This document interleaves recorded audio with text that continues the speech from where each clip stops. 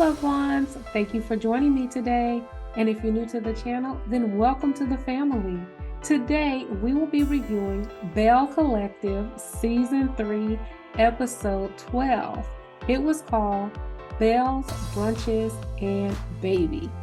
So please like, comment, and subscribe. And let's get started. This was another great episode, and I know I say that all the time, but I really do love reality TV, and I just kind of watch it because I really want to see people as they live their lives. So I don't really come with no deep expectations of what I expect, and I just kind of talk and analyze based on what I see.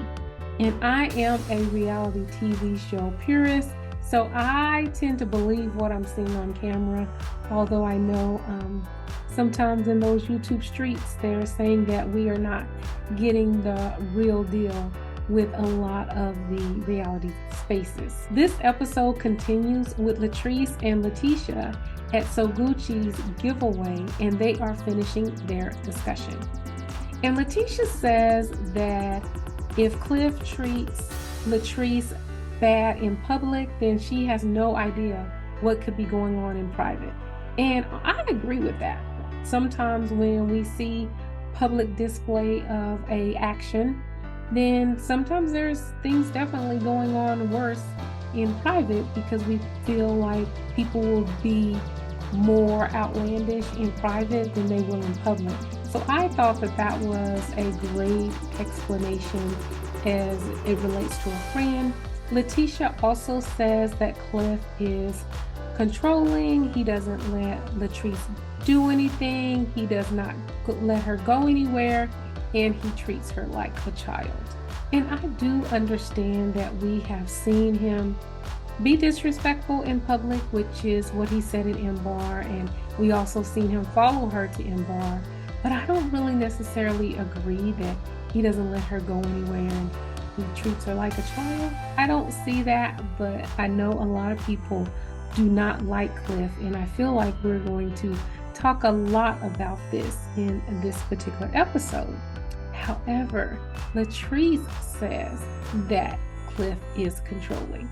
So although I do not believe it when Lateshia says it, because I don't think she has anything good or positive to say about Latrice and her husband or her marriage. However, Latrice says that Cliff is controlling and she's going to have to see some changes within their relationship. And like I said, I don't really see it as much with the clips that they've shown us. However, I feel like if Latrice thinks that something is controlling about her marriage and she wants things to change, then who cares what I think? I think that she is living the experience, so her experience is valid. So I wanted to let's stop and just talk about controlling and what that looks like, because I really hate when people make a statement and I'm like, okay, well, what does that mean? Why does she think that? How does she feel? And because I know this is an edited show, so there are a lot of footage that we actually don't see. And so maybe there is some things that they taped that shows that he is really, really controlling, and we're just seeing a snippet because they have to edit a show in a particular time period and they have a lot of cast members to cover. But let's look at what controlling may be. If you want to skip this part, I will put the timestamps in the description box so that you can go right on to the next scene. But I want to talk about what controlling might look like for Latrice and also some of us. One of the things I think that happens when somebody is in a controlling relationship is isolation. Isolation is one way that people try to control a relationship. They want to isolate you. Now, I don't think that this is Latrice's issue because she is now staying at her brother's house. So if he wanted to isolate her, a lot of times they isolate you so that other people do not know what's going on in your relationship. So we see that Latrice is not being isolated because she's able to go over to her brother's house. We see her fellowshipping with the girls a lot. She does go out with Josh and Miranda. And we also have seen her have conversations with her mom. Also, I don't think that he would want her to be on a national television show if he was trying to isolate her, because I'm sure there's times when she is with production by herself where she would have an opportunity to cry out if she was being truly, you know, controlled in that way. So I don't think that it is isolation. Another thing is monitoring and surveillance. Well, we know that they both have trackers on one another's phones, and we know that he has tracked her before because he came to the M bar when she was there. He didn't let her know. He tracked her by the phone. So tracking, surveillance, that may be a way that she believes that she is being controlled.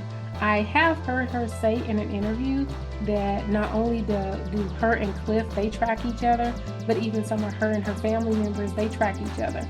And she likes to know. And so not only does she track Cliff, but Cliff tracks her. So I feel like that's a voluntary monitoring and surveillance, and something that I love too. Now, don't get me wrong, my husband, he doesn't want us to be tracking each other, so we don't, but I would love that. I think that that is a part of safety and knowing really where someone is, and if something happens to them right away, you can track their last location. So I kind of think it as a safety, but I'm not going to put that in controlling for Cliff because Latrice and Cliff do it. They track one another, and she's doing it voluntarily. So she is not like he's making her track. He's tracking her without her knowing, which is what Letitia's husband was doing. See, I feel like that is more monitoring, tracking, surveillance, because she had no idea that he put a tracker on her car. But Latrice and Cliff, it looks like they track one another. The next thing is dictating decisions. Now, I don't know if there are decisions that he dictates, but we know that she did sign the contract by herself. And he did say in that conversation that she's going to make her own decisions. So I don't know. I feel like he was asking her to see the contract because he wanted to look out for her. But some people feel that's controlling, and because she didn't want to show him the contract and she did it behind her back, maybe she does feel like he dictates her decisions. Manipulation is another way that people control, and I do think that manipulation in Latrice's situation on something that we've actually seen is later on in the episode. She says that Cliff, she had to get her brother to work on the building because Cliff starts and stops. I see that as a form of manipulation, where somebody is withholding something from you or kind of dangling something over your head that you may want. So that could be manipulation. Although I have to say, in an earlier episode when they were first showing us the building, Cliff said, I told Latrice that she needed to get another contractor, but she insists in wanting it to be me. So in a way, in the beginning, and she kind of acknowledged, and maybe she just didn't say anything because she was kind of quiet in that episode. She didn't refute him, but she didn't say anything against him. So I don't know if she really asked him to be the contractor on the building or if he was just saying that and she just didn't respond. But I do think that manipulation, kind of like withholding something from you, would be a form of control. Undermining self-esteem, which I think is really, really personal. We do see that Latrice was crying when he did not congratulate her, and he was upset about her not signing the contract, and she kind of went to her car crying, and then after that is when she moved to her brother's house to get some distance. So I feel like undermining self-esteem, that's very personal.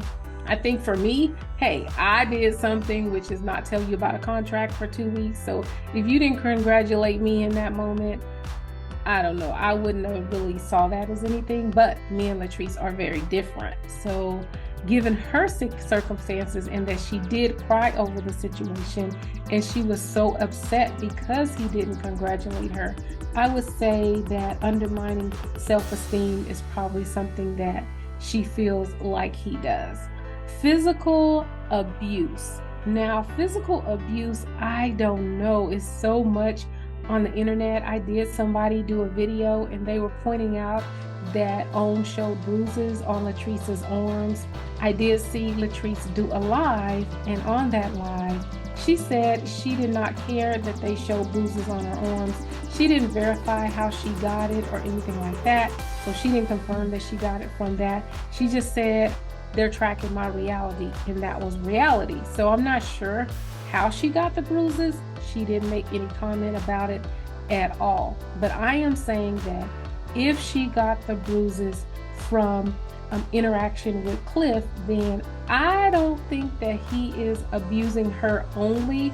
I know that there's some couples who they fight with one another and they think it's okay. I don't think it's okay, but they think it's okay. And only reason why I'm saying that is that maybe if they do fight, not saying all speculation, this is just what I'm pulling off from the episode to try to determine if I think that she is being controlled by her husband, but people fight against each other. And why I say that is because she talks to her mom and she talks to her brother, and I feel like her mom is not like pressuring her to get out of the relationship.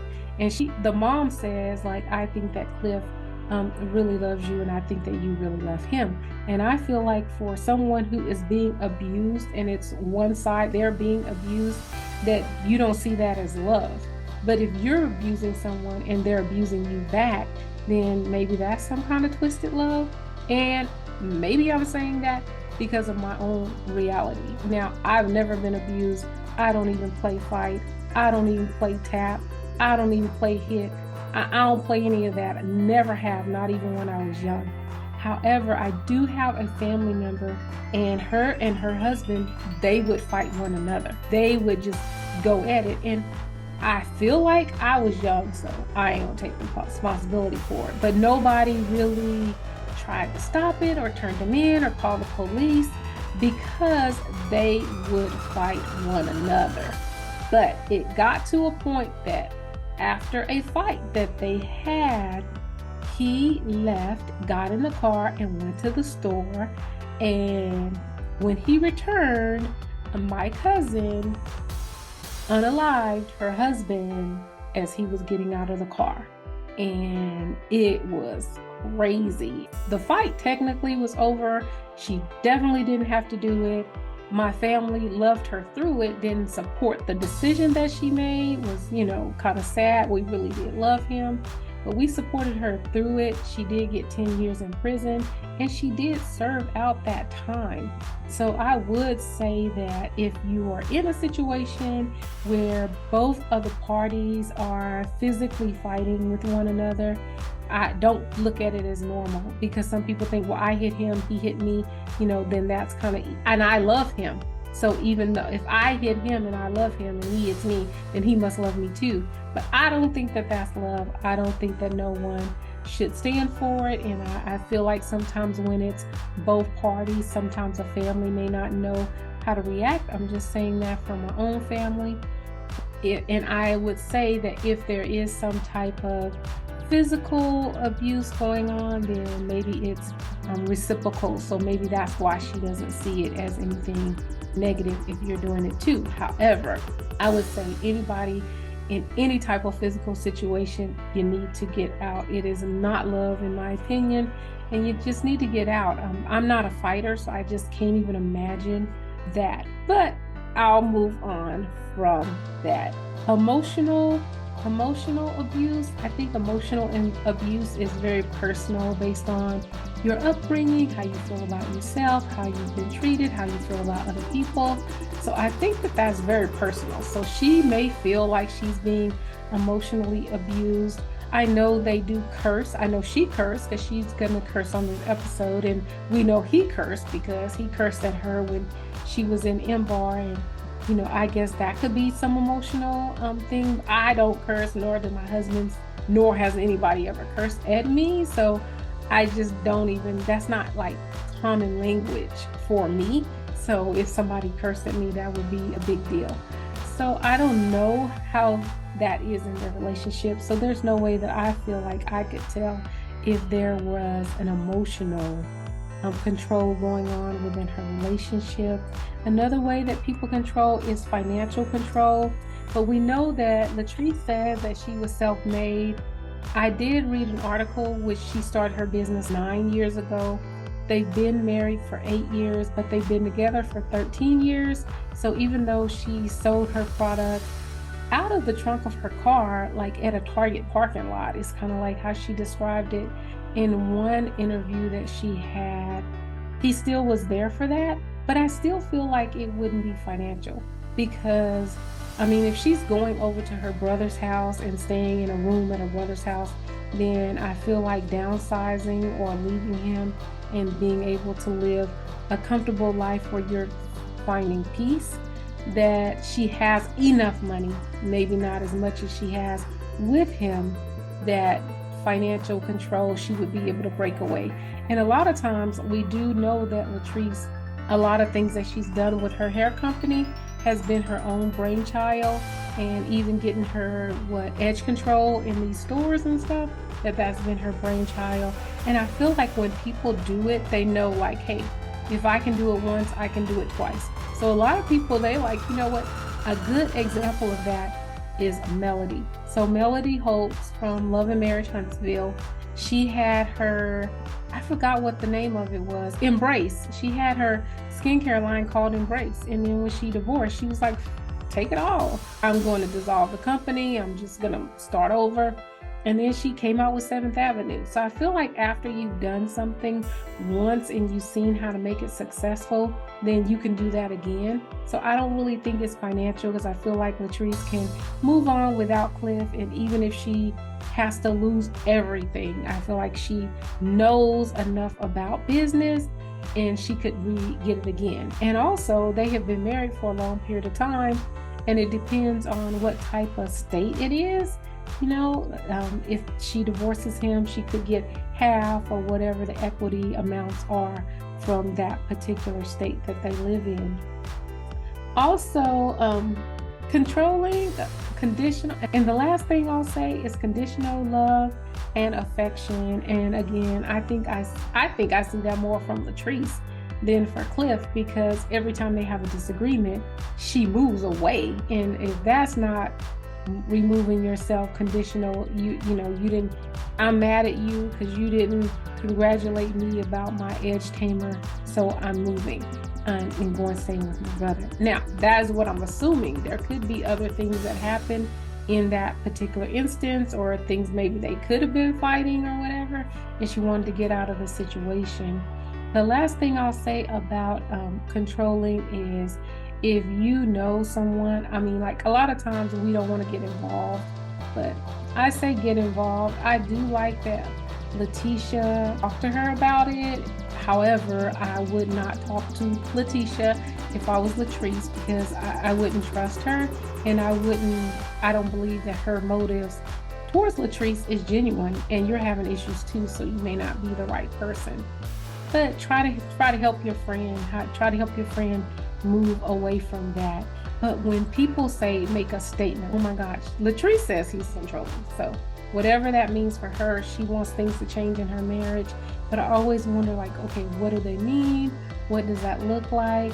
And I feel like, and if it is, I would hope that, I feel like we watch the show. Don't get me wrong, I hope there's not a little physical abuse or anything like that, or anything somebody could go to jail for. But I like to watch the show because we can relate to the different lives of different people and be able to do something different.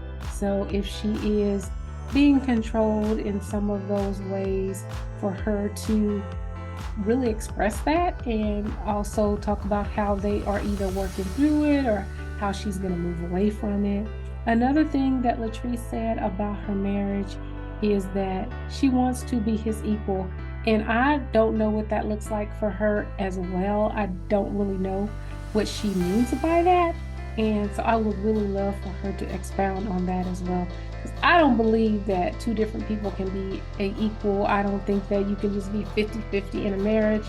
I think it ebbs and flows. But evidently, I guess my takeaway from all of this is that Latrice believes that there's issues in their relationship. I don't really pay any attention to what Lateshia says, because I don't think she has her best interest in mind. So I'm really interested to see how Cliff and Latrice move on from here. I do know that they're still together, because I seen her on a live recently, and he was in the background, and she seemed very happy. And you know, anytime you do social media, that's subjective, but she seemed like things were good. And if there is problems in Latrice's marriage, I would say that I am really proud of her. Not if she's being physically abused, but if there's just things that she is working through, because I do believe that we give up on marriage way too easily, and the first little thing, we're just done with them. So I really do like when people fight for their marriage and they fight through it, and then if it just comes to where there's nothing you can do, then there's nothing you can do. And I think that Melody Holt is an example of that. I'm not a millimeter or anything like that, but I love that she stuck through a lot. She didn't just leave her marriage and break up her family. We saw her trying her best to work through that situation, and then when it got to where she couldn't take it anymore, she went to a different direction. And I feel like her life has been very blessed since that particular occurrence. But I like that she at least tried and didn't just give up on the first sign of trouble. So I really do like when women do that. Break. We then see Sanjay and Star initiate a dance break, and I thought that was really cute because I loved Dancing Dolls. I loved all three of the girls on Dancing Dolls, so I really thought that was cute. And we've seen that clip several times, and I've wondered, like, how did that happen? Who was in the clip? Because I can't really recognize them that well. So it was really nice to see that dance break. So Sogucci then asked to speak with Sky and Sanjay, and I was not really sure what her purpose was for, but I was really glad that the girls seemed very respectful in the discussion.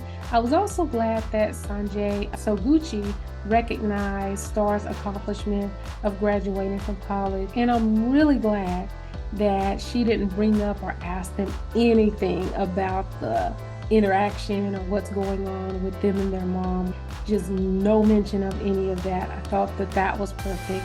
I think that this would have been the inappropriate place in order to ask that. So I was glad that they did not cover that. And then of course JJ, his little girls, he's really excited about his little girls.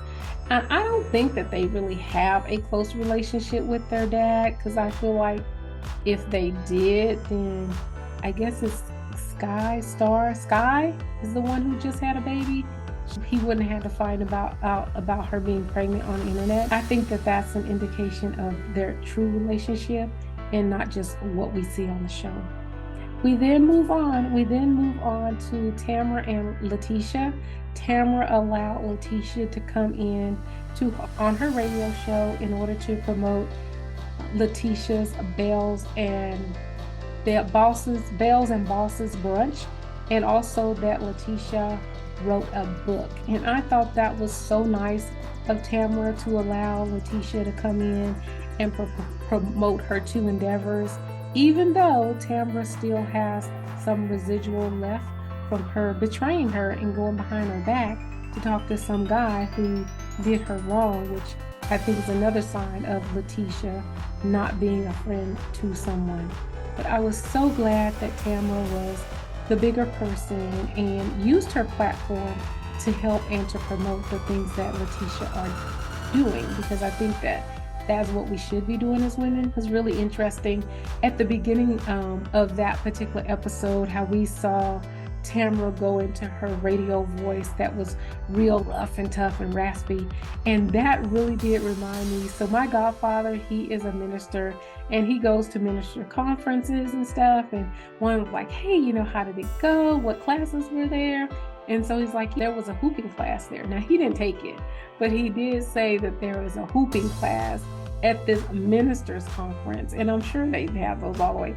But I feel like that is just so fake, but I felt like that's kind of the whole radio voice that Tambra has, in terms of something, ministers have their hooping, they have their little radio voice. So I don't know if that's something that she practiced. I don't like any time someone kind of speaks differently than how they regularly speak, especially in sermons. If somebody starts hooping, I just kind of tone out, because then I just don't feel like it's genuine. I'm more of the teacher. Teach me teach me the Bible, teach me the word.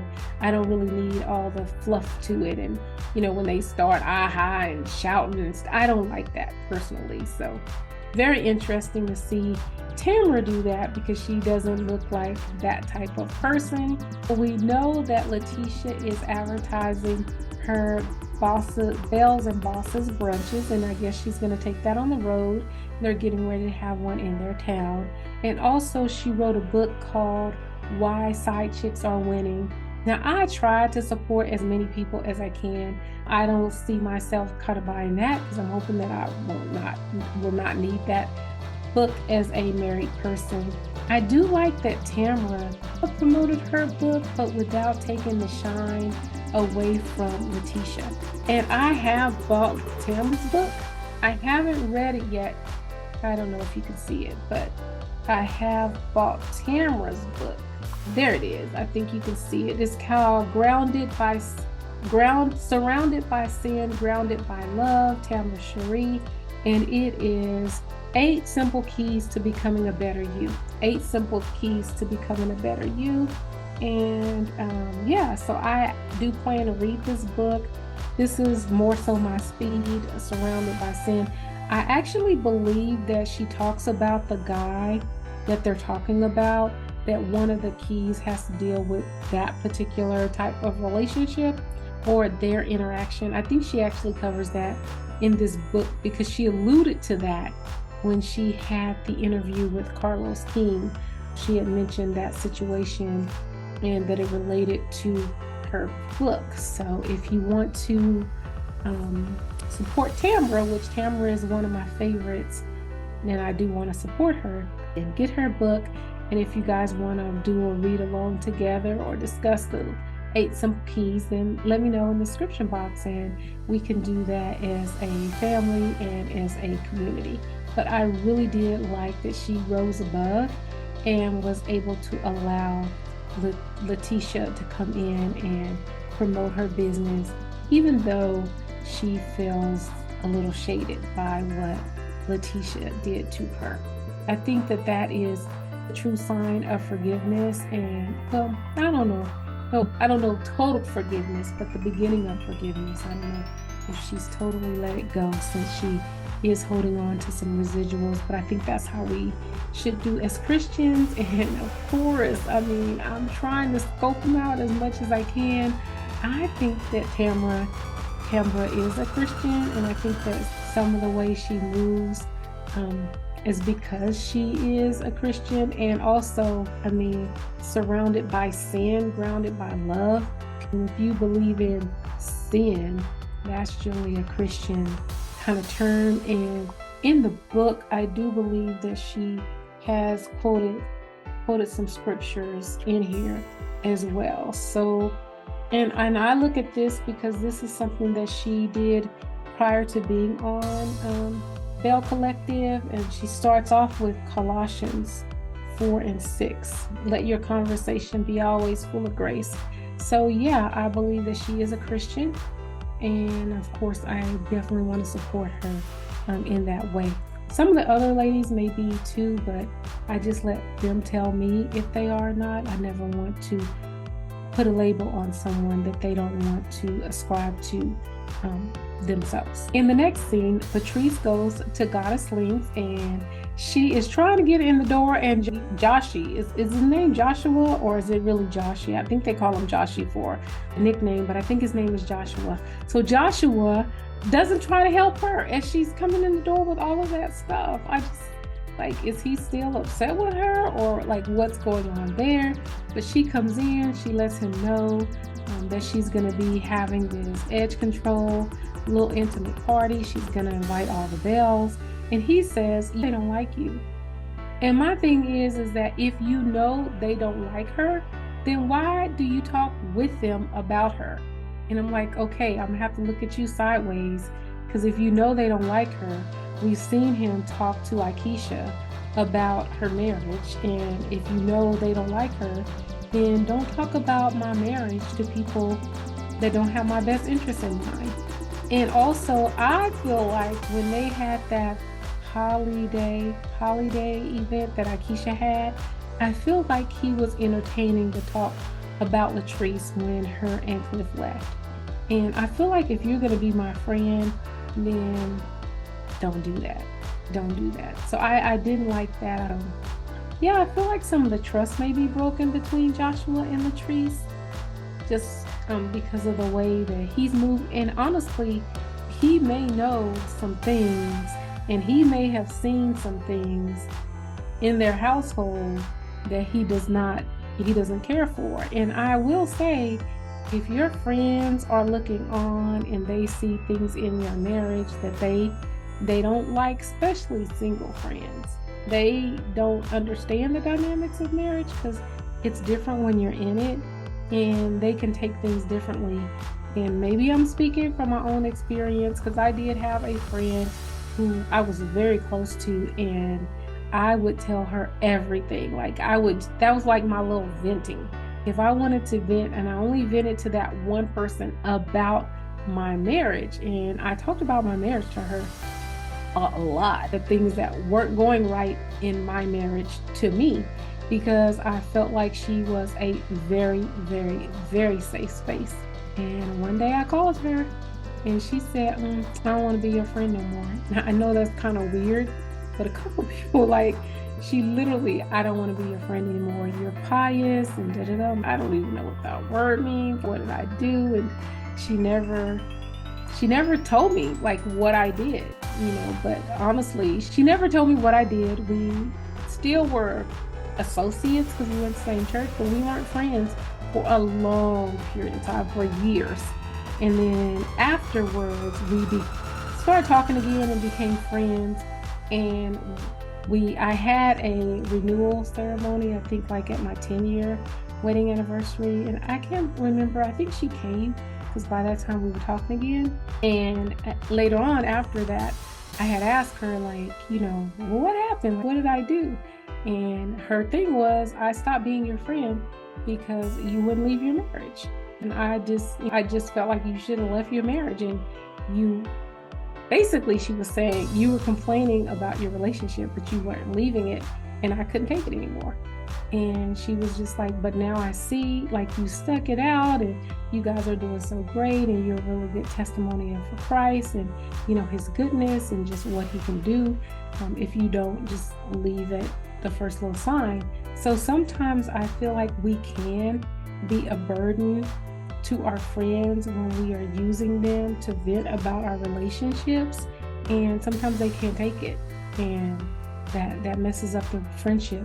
So that could be going on with Joshua and Latrice, that she is using him as a sounding board because she feels like he's a safe place, but he is just tired of it, don't understand it. And believe me, single people, they would leave most of our relationships, because it's different when you're in it and you have that bond, and when you're not in a relationship, or you don't have that bond with someone where you feel really connected to them. So I would say for me, my lesson was to be careful. Be careful how much information I dump on someone else about my relationships. So that could be going on with Joshua and Latrice, not sure, but he did tell her that none of them like her. But I was glad that he is going to be there for her and help her, prepare for this particular event that she wants to have. In this conversation with Joshua, Latrice lets us know two things. Latrice lets us know that Cliff is starting and stopping on the building. So he will start working on it, then he'll stop working on it, start working on it, stop working on it, which is why I say that could be a form of manipulation. And also she lets us know that she has now hired her brother, who is Derek, the tree guy, to finish off the building. And her thing is that if my brother says that he can do it, then he can do it. And I love this. I really don't care that Derek is a tree person. I think that getting the building ready is really project management, and you got to figure out what needs to be done, who you need to call, get you a couple of bids, have that person, make sure that person has a contractor's license. And I feel like everybody has a first. And I love when families work together and people give their own families opportunity. So I'm really glad that Latrice is giving Derek this opportunity. I hope that Derek knocks it out of the park. We see all the time where like somebody will just instantly become famous, and I'm not going to say instantly because a lot of times they put a lot of work behind the scenes, but then their mom or their sister or whatever becomes their manager. That person doesn't know anything about the industry. It's not like they had other artists, but they figured it out. And so that is what I hope for Derek. And once he does it for Latrice, he could do it for other people, or, you know, it might be another new little business for him. But I love when people give people chances, and also when they take a chance on somebody that they love and they trust to do something different and new. And I think that we really see this like with Candy. I feel like she gives her family a lot of opportunities and a lot of opportunities to grow, and she gives people an opportunity to do something that they may not particularly know how to do, but they want to learn or try to do it. I feel like she gives people those types of opportunities. So I am really excited for Derek, and I cannot wait to see how this turns out for Derek and Latrice. And she actually said on the live that she was going to start a YouTube channel, and so that we can see the development of all of this stuff. So I hope that she does it. I would actually watch it, and I would watch it rooting for him to succeed and for him to do well. So we'll see how that goes. And the whole thing about Cliff and him stopping, I really believe that on a prior episode, we heard him say that he wanted her to hire somebody else, another contracting company or whatever, because I can't understand what Cliff does, but he wanted her to hire somebody else in order to do the building, but she literally was set on him doing it. So I don't know. It could be because of the whole edge control thing, and they just really having a hard time getting things back on track. In the next scene, we see Tambra on a date night with Damon, and I really did love this. In this particular scene, she lets us know that Damon is building on her a little suite within their home, so that she won't have to go get her a separate apartment where he has his man cave. She wanted a cat cave because she needs somewhere to kind of decompress and process and be alone. So instead of going to get her an apartment or something, he is building on to the master suite as a place for her to call her like ladies lounge. And I love that. I did have questions though. I would love to know like what is the model of their home and what is going to happen to the master suite, because it sounded like he was turning the master suite into a place where she can call her little, like, I think she calls it a cat cave or something like that, but I'm gonna call it a ladies lounge, where she could just decompress and be by herself. Well, then where is their master bedroom going to be? Or will they have a common area where they are entertaining each other at one spot? Or will she just have her little cat cave and he'll have his man cave? Or what are they doing about that? But I love when she said that you're becoming my hero to my Catherine. And she was talking about her parents and how she has seen love through her parents and her parents' love and through her grandparents' love, and how they have both sets have been married for a very long time. And I just love to hear and see that, because I really believe that when you want to emulate things that you saw in your household, then it must have been a positive experience. And I feel like that is a sign of a healthy family, of you coming from a healthy family. And I don't know, maybe it's my own experience. There's a lot of things in my household that I felt like my mom, because of my relationship with my mom, she inspired me to want to be a mom, because I was like, wow, this is great. Like, the only way I can repeat this is now I become a mom. I ended up not having children because of infertility, but she inspired me because of I enjoyed my household so much, and growing up in my household, that, you know, it inspired me to want to turn around and give that to someone else. So I love when I see people who, to me, have great memories about, you know, their childhood or their upbringing, and that's how I took it.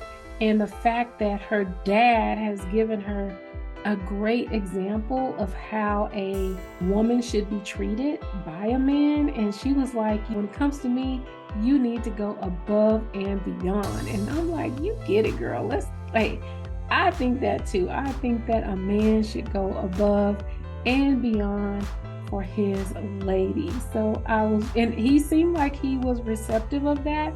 And she even told him, hey, this is a compliment, so that he would take it in the right way. But I did like to hear their update and what's going on in their relationship, and that he actually heeded to what she said, because I think the last time we've seen Damon on the show is when she was talking about she needed her own space. So the fact that he is accommodating that request, I think, is excellent. In the next scene, we see AIKEISHA going to her doctor's visit, and Sogucci comes to support her, which I really love when the women come to support each other. And I really love this scene because it is something that we can relate to.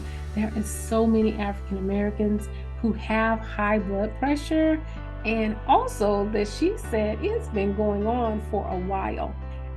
The doctor related her having high blood pressure to stress, which I'm sure that can be a part of it. One thing I thought was so interesting is that when the doctor asked her, did she want to do medicine? And she was like, no. I feel like he really didn't even know where to go after that, because I feel like the traditional doctors, that's what they know. Hey, I can prescribe you this or that. He did say that he would recommend her to a therapist to help her work through her problems and to talk about her stress. He may have mentioned working out and exercise. I don't know if he said that in the episode, but we do know Sogucci may be a better expert in that, which is why she was a great person to take with her. But besides the going to see a therapist to help relieve stress, I feel like he really didn't offer her any alternatives. And I think that there are. I don't know what they are, alternatives are, but I do believe that there are other alternatives out there. And I just know, like I say, I watch these shows because I feel like they're relatable to reality, to what's going on in our reality. And I know for me, I'm really trying to get healthy because I am so far overweight. It's ridiculous. I went to my traditional doctor and they're like, no, you're not overweight. And even though the scale says obese, you know, in the chart, but then they look at me and the average person, they're like, you're not. But I'm like, am, and the chart says I am. So kind of like, what are you gonna do to help me? So even myself, my doctor ended up putting me on Phentermine, which I might do a video about that. But Phentermine, and I really didn't lose any weight after 30 days. And I had to make my doctor track me. And I'm like, this is ridiculous. I have to take control of my own health. So I actually went out and searched for me a holistic doctor who more so, not, you know, who doesn't believe in I wouldn't say doesn't believe in, but doesn't operate within the traditional medicine. And the one thing that I love about the doctor that I found is she does everything on tests. She ran so much blood tests that was ridiculous. And she did it through my primary health care physician hospital that I'm associated with. And then she would review the results. And then she's giving me some things that she thinks will help. So I really do hope and pray that helps. But sometimes you have to take control of your health, because sometimes modern medicine, it is just not going to work for you, or it may not align with what your values are. Now, I'm not saying that I won't take any modern medicine, because hey, I took that Phentermine just like she told me, because I believe in some of that, but I don't want to take anything that I have to continue to take. And I am like AIKEISHA, is if there's a way that I can do it without medicine, then I want to try that way first. And then if I then need the medicine, then, you know, hey, some of us do. And that's what we have to do. That's what we have to do. But I really love that she was trying to take an alternative approach to the medicine that he was offering. And I thought it was, in my opinion, very telling that he really didn't have other things that he could offer her, because I think that traditional doctors, that is what they're taught. They're taught to prescribe you medication. In the next scene, we get to the edge control mixer. And I noticed that AIKEISHA and Maria are not there. We're at the mixer. All the ladies show up, and she pretends like she is going to announce that she is pregnant. And she says, but it's not that. And everybody seems so excited for her when they find out that her edge control is going to be in 120 stores. Everybody except Sogucci. Sogucci didn't seem like she was excited for Latrice at all, but everyone seems like they are really excited about her edge control. And I really am excited about Latrice. Last week, I said I wasn't sure if she was talking about a company called Ultra or if she was talking about the store Ulta. So I think that she's talking about the store Ulta and that it's going to be placed in 120 of the Ulta stores. However, I really do like Latrice and I really want to support her. So I actually did go on her website to buy her edge control, and I haven't really found an edge control that really works for me. So I am hoping that she has a really good edge tamer and that it really does slick and hold your hair down for 72 hours or whatever she said. And I hope that I have it right and that it's going to be sold in Ulta, so that if I need some more, I can just run up to my local Ulta and get it. I also bought Latrice's. She has an ebook that talks about businesses, how to start your business. And honestly, I didn't read it, but I skimmed through it and I already found benefit from it, because in the back of it, she lists a lot of vendors. Like, if you want to do this, here's a vendor. Here's who sells, wholesalers that do this. And even that particular information. See, I love when entrepreneurs give information that really is going to help you. And she actually gave some hair companies and some hair vendors. I'm not into that, but I feel like that's, I don't know if they're the ones that she actually uses, but the fact that she gave people some real resources, and her book was, I want to say $5, I think. I don't know what it looks like. I can't remember, but it wasn't much. And I believe it might have even been on sale, and it's an ebook. You get it right instantly. And I downloaded, I bought it from her website. And I feel like she is a person who will give and add value to other women. I do believe that she's not afraid of the success of others, or not afraid to bring others with her, because I found it helpful. And I literally just scanned through it. But some of the questions that I have been asking, because there's some things that I want to do, and I'm like, well, I just don't know where to get it or where to go. Just the little information that she gave, I think, was very helpful. So if you want to support Latrice, you can buy her ebook, and you can also go on her website and buy her edge control, and hopefully it'll be coming to a store near you. We also found out in this episode that Cliff is out of the country. And I think that that's another sign, because when people are trying to be controlling and, they don't want you to go nowhere or do anything, he's out of the country. So if Latrice was really, I would say really in a situation that she needs to get out of, this would be a perfect time for her to do that. But I don't think it's like that, because she goes over to her brother's house and stays for periods of time, and, it doesn't look like he's over there beating the brother's door down. But I thought it was interesting, because I'm still looking for how Cliff controls Latrice. So if you see that, or if you have a different opinion of what you think that control looks like in the relationship, then please help me out and let me know down in the comments. Now, the only negative, another thing I noticed is that Tambra brought her water in, and she poured her some water in a glass so that she could make the toast with the girls. And I thought that was very interesting, because this episode is called Belle's, Brunches, and Babies. And we know we get the last clip at the end talking about a baby. So Sogucci was the only negative thing in this whole interaction. Although I think that Lateshia tried to shade Latrice, because she, in this particular scene, she was talking in a cameo how she is training Latrice on how to speak, and how she stopped by even though she's really busy and she's getting ready for her brunch, but she wanted to support her because Latrice is one of her mentors that she's teaching how to speak, and she has a long way to go. So I feel like having a long way to go. See, this is the thing that I hate, and I don't know, this is something that I got from my godfather. He would say, is the glass half empty or is the glass half full? Which one is it? And I was like, I feel like at that time he was asking me because I thought and I acted in a way that the glass was always half empty instead of half full. And I feel like that when I hear people say things like that, because, you know, you could say, and she has a lot of work to do, or you could say she's really progressing well.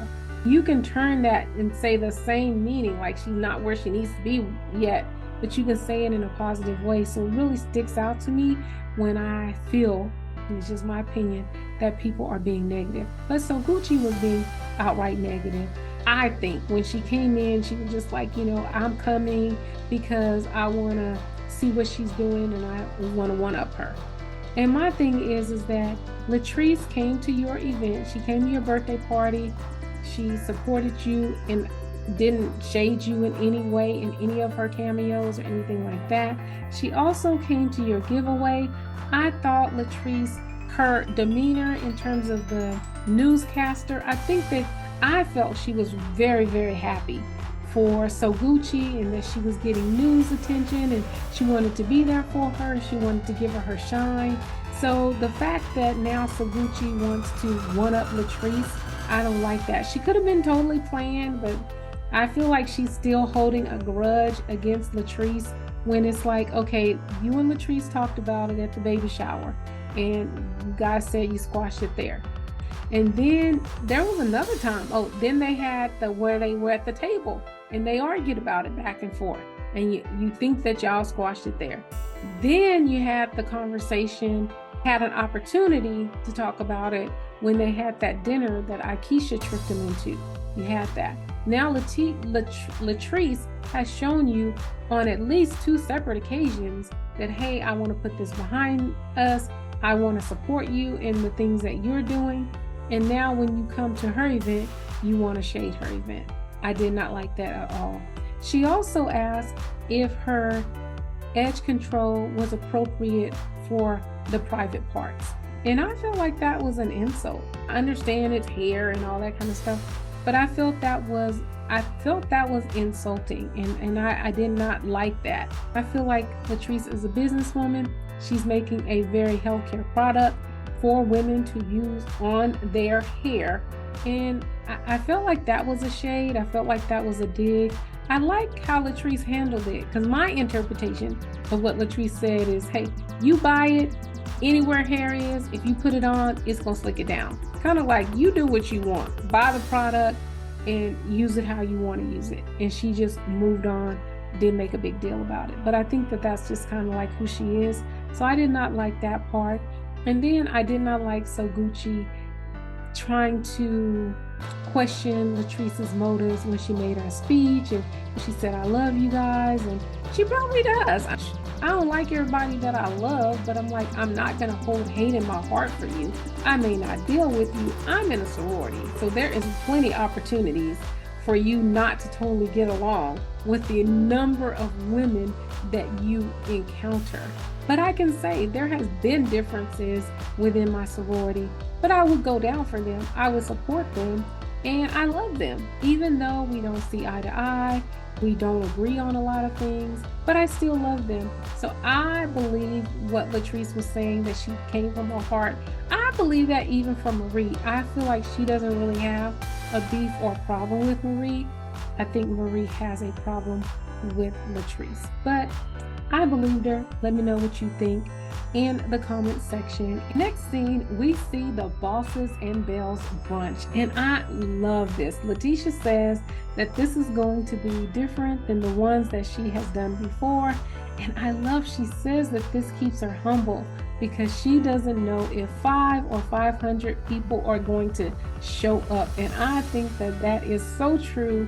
When you do an event, I feel like that has been my issue as to why I haven't done things. So like, what if I do something and nobody shows up?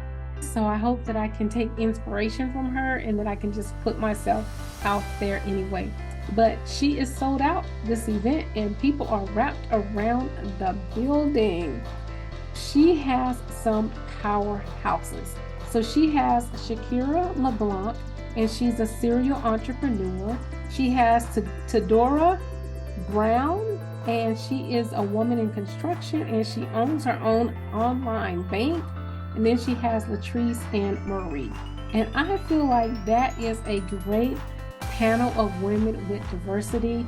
I love that Sogucci came, Tambra came. AIKEISHA wasn't there, and yeah, I think AIKEISHA is the only one that was missing from this event. And Tambra came, but they really didn't show or highlight Tambra in the audience.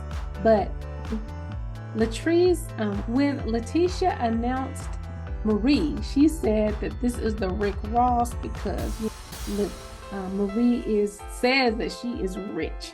So, you know, she's uplifting her friend. I don't have a problem with that. Yeah, you know, she saved her for last. You would think that somebody who owns an online bank would be like rich, but it sounded like that Marie was the heavy hitter on this particular stage.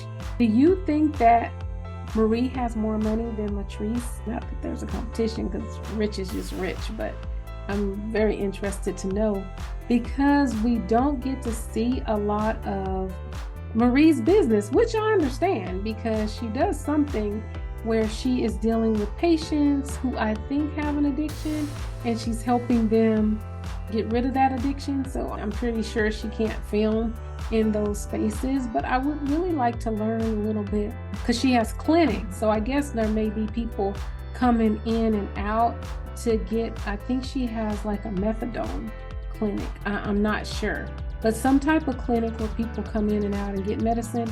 And I don't really know if people stay there, but you know, you can't show people coming in and out to get that particular kind of medicine. But I would wonder if, like, why her mom doesn't frequent one of her facilities, because I don't know, we know her mom is addicted, and I don't know if, and I thought that her facility helps people with addictions. So why is her mom not in her thing? Maybe I have it wrong, but that would be an interesting story for her to be treating her mom through her business. That would be very interesting. But anyway, Latrice has some heavy hitters. We see that Sogucci came with D, and D stands up because she wants to be an aspiring entrepreneur. And I love that Latrice gave Sogucci her flowers and was like, hey, you know, you have the biggest, you know, entrepreneur sitting right beside you. So I love anytime that women uplift other women, especially their friends. I am all the way for it. The panel had some great advice. Marie says that we should do what we're passionate about, says that we need to have multiple streams of income, and we need to do something that makes money in our sleep, and also that we need to invest 30% of what you're getting from your regular job into what you're gonna do or what you want to do into your investment. Now, I thought that was a lot. Like, some people have issues saving 10%, but she said 30%. So if you're able to save 30% in order to either invest that or help you to grow what you really want to be doing, I think that that is great. Latrice said we need to keep up our inspiration. We need to keep pushing no matter what. And then she shared a little bit of her personal story of how her expectations was when she actually graduated from college and how that did not happen. And then that's what led her into the business that she is now. And then Tadora, she talked about building subdivisions, and she talked about being a woman in a male dominant field. Now, she did make a mishap and say something about she didn't know if Jackson had homes which were over $400,000 homes. But I really felt like she was more so talking about subdivisions, and I wasn't sure how the conversation got into the price of homes. But personally, I loved how Lateshia handled it. She knew her resources. She's all like, Sogucci is a realtor here in the area. Can you offer us some clarification on that? So then she was able to highlight Sogucci in her education. She answered the question. Sogucci sat down. Todora apologized. Oh, I'm so sorry. I did not know that. And then life went on. Now, I know that production made a big deal about this, but I feel like they have to find the ta-da in the event that's going on so that they can create this drama so we can be all up and give us what they want us to focus on. Honestly, that didn't bother me. If I was at the event, I probably would have came home, especially if I was there and I lived in a house that was more than $400,000. Then I probably would have been like, I can't believe that she said we don't have $400,000 homes. Look at my home.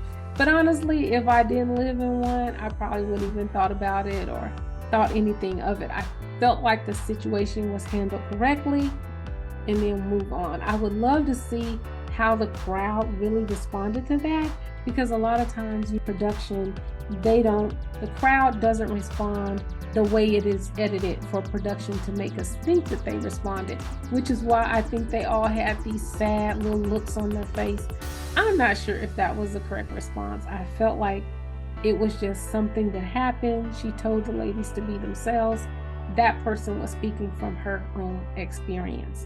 And then the whole hoopla of the panel was Latrice, because when Latrice did give her answer, which I think she was talking about inspiration, staying motivated, and how sometimes when we go to school, our expectations through that may not be met, and we may need to go out and find our own thing and make our own dreams happen.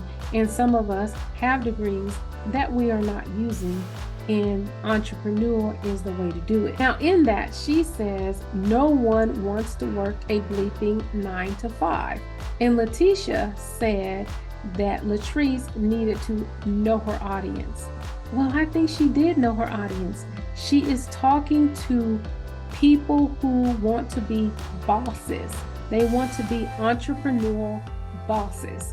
And usually one of the main reasons why most of us want to be a boss is so that we can have control of our time and we don't have to work a 9 to 5. I actually work a 9 to 5 or a schedule similar to that.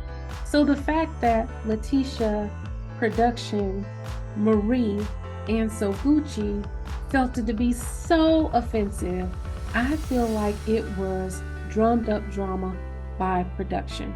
That production was like, hey, we need an outrage here. Like, okay, what did you think about that? Can you, I feel like that's when the producing of reality comes into play. Because I don't think many people working a 9 to 5 or the crowd that she was speaking to, I don't think that they were really offended. Now, mind you, I could be wrong because many people get offended by many things. So please let me know if you were offended by that statement because you work a 9 to 5, then please, please, please help me see a different perspective and let me know in the comments. I was more offended by Latrice cursing than her saying no one wants to work a 9 to 5. I was more offended by her cursing because I don't curse, and I feel like when you're in a crowd like that, I feel like you should not curse because sometimes you don't know what people's values or backgrounds is, and not cursing is not going to offend anyone. But if you do curse and people like me are in the audience who really don't care for that language, that might deter the conversation.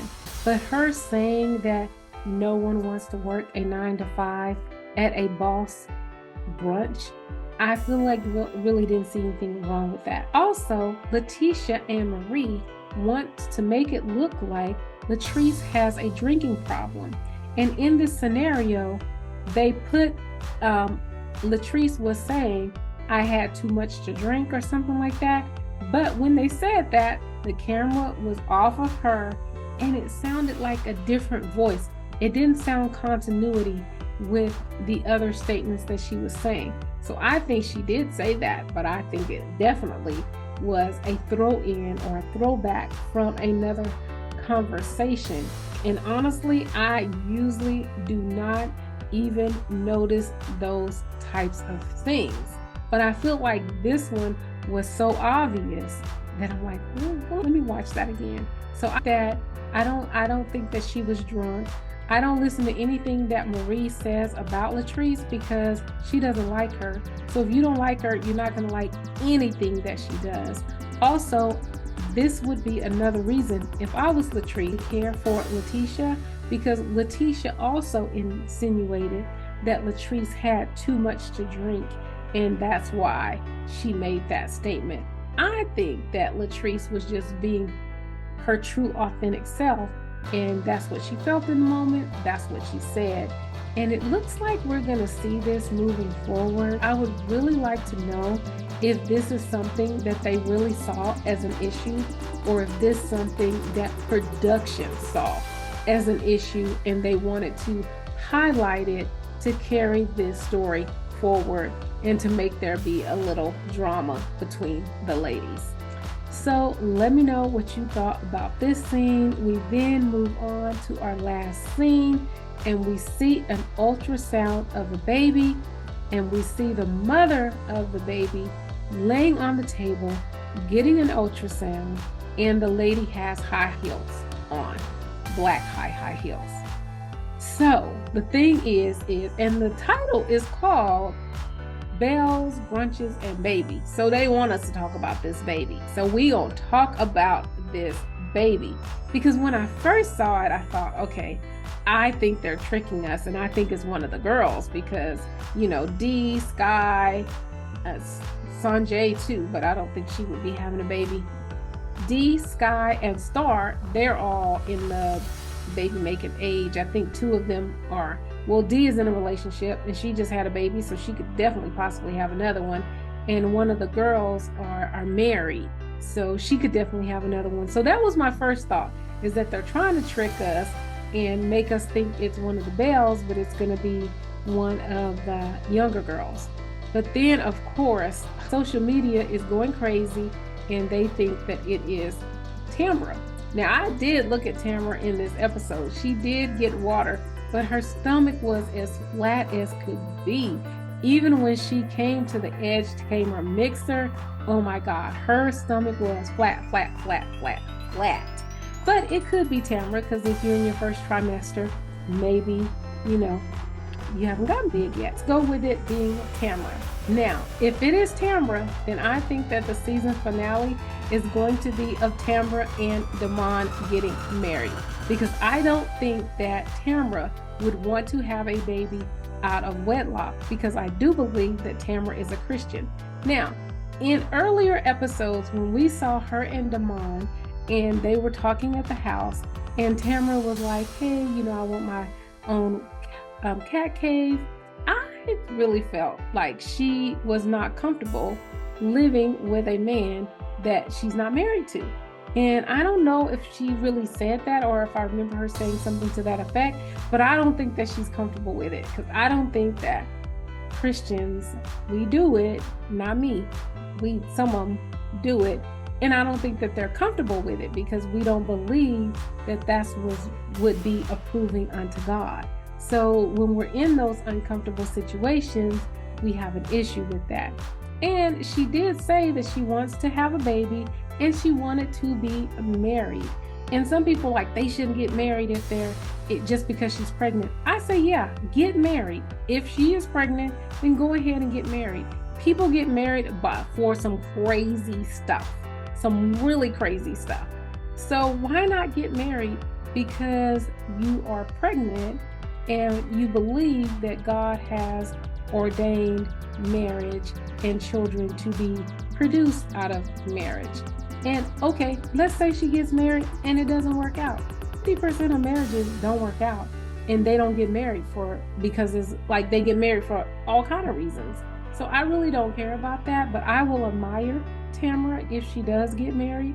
And if she gets married because she's pregnant and she's trying to honor God and this is a guy that she has decided to give herself to give her life to, and it sounded like they were heading in that direction anyway.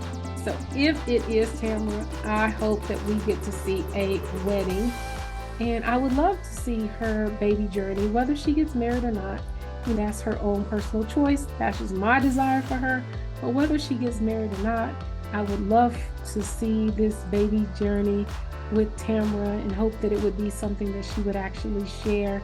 Looks like she's going to be open about it if she is sharing an ultrasound with the world, because if she's not married and she's sharing an ultrasound and telling the world that she has conceived this baby out of wedlock, I think that that's being pretty open and honest. So that was the end of the episode. So let me know what you think. Let me know if you think one of the Belles is going to have a child, or if you think one of the Belles is going to be a grandmother. Let me know what you think in the comments. Please like, comment, and subscribe. And remember, live with intention. Be intentional.